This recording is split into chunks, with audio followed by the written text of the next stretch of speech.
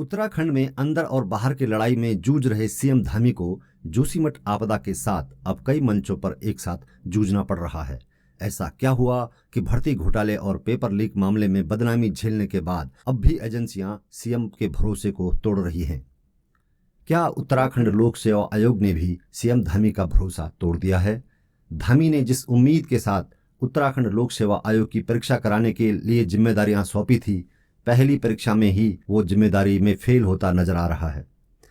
Uttarakhand STF ने 4 आरोपियों को पहले गिरफ्तार किया, फिर 5 आरोपी पटवारी लेखपाल भर्ती परीक्षा मामले में गिरफ्तार हो चुके हैं, जिनमें एक महिला भी शामिल है। खास बात यह है कि पेपर लीक कराने की जो बात है, दावा किया जा रहा है कि उत्तराखंड लोक सेवा आयोग के एक कर्मचारी संजीव चतुर्वेदी ने ही ये काम करवाया है। इसके बाद एसटीएफ आगे की कार्यवाही में जुट गई है। विगत 8 जनवरी को उत्तराखंड लोक सेवा आयोग द्वारा लेखपाल और पटवारी के पदों पर भर्ती के लिए परीक्षा आयोजित की गई थी।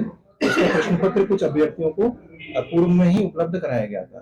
तो उस सूचना पर एसटीएफ की टीम ने जांच करते हुए जब विस्तृत जांच की तो उसमें सामने आया कि जो यूकेपीएससी के एक सदस्य द्वारा, एक एम्प्लॉय द्वारा, अनुभाग अधिकारी हैं, उसके द्वारा वहां से प्रश्न पत्र को चुराकर फोटो खींचकर बाहरी व्यक्तियों को, जिनके नाम राजपाल और संजीव कुमार हैं, उनको उपलब्ध कराया गया। और सरकारी नौकरियां और रोजगार को लेकर उत्तराखंड में पहले से ही बहुत संकट है। ऐसे में पेपर बार बार लीक होना ये बतला रहा है कि सिस्टम में खामियां बहुत ज्यादा हैं, और वो भी तब जब UKSSC भर्ती घोटाले को लेकर पूरे देश में उत्तराखंड की बदनामी हो चुकी है। इसके बाद कई आरोपियों की गिरफ्तारी वहां हुई, लेकिन साल की शुरुआत में ही, साल के पहले ही परीक्षा में इस तरह का घोटाला उजागर होना ये बतलाता है कि अभी भी ऐसा तंत्र है जो सिस्टम को अंदर से खोखला कर रहा है। अब जरूरत तीखे एक्शन की है कि सरकार इस पर आत्ममंथन करे, कहां उनके द्वारा कमी रह गई,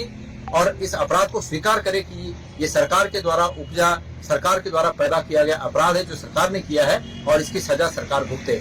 हमारे युवा साथी जो कि मेहनत करने के बाद परीक्षाएं देते हैं, ईमानदारी से परीक्षाएं लिखते हैं, और अंततोगत्वा उनको भुक्तभोगी होना पड़ता है सरकार की इन कमियों के द्वारा।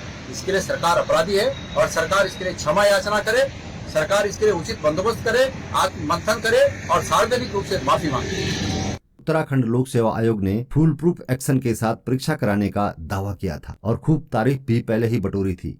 UKSSC को लेकर जो सवाल उठे थे, उन सवालों का जवाब उत्तराखंड लोक सेवा आयोग के जरिए देने की कोशिश सरकार की ओर से की गई, लेकिन इन तमाम कोशिशों में वे फिलहाल फेल साबित हुई हैं और अब हमला भी विपक्ष करने लगा है।